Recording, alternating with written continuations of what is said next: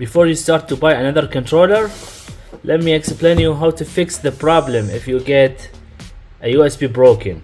I got a lot of messages every day and all the guys tell me they have issue with the USB, and unfortunately most of the PlayStation 5 USB port is not available.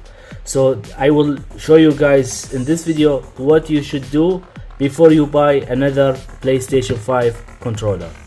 If they need someone charge any controller, you need to use like a USB port and charge the controller, and that's it. But if the port it's broken for some reason, the people said what I should do. The question is, and the answer is something so easy.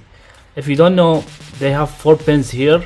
You can charge your controller through this 4 pins. So I buy this charger from Best Buy. You can also buy charger from Amazon, from eBay, from any Chinese website, and be careful. And you can the pins. Do you see the pins here? So let me show you guys.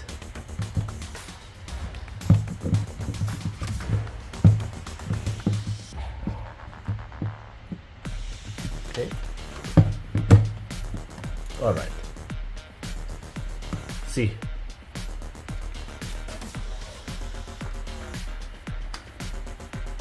Okay. Oh, I think so.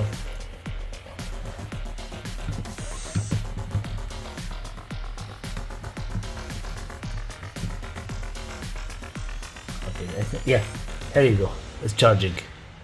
It's charging. You see the orange light? The controller is charging. And let's try to put this. You see the light here and the light on the controller. So you can charge the controller through the pins here, and you don't need to use like resoldering machines, resoldering tools, or anything else. So do you still have issue with your controller, with the USB I mean? Leave a comment and tell me your story. Thank you for watching. If you have any question, please just leave a comment.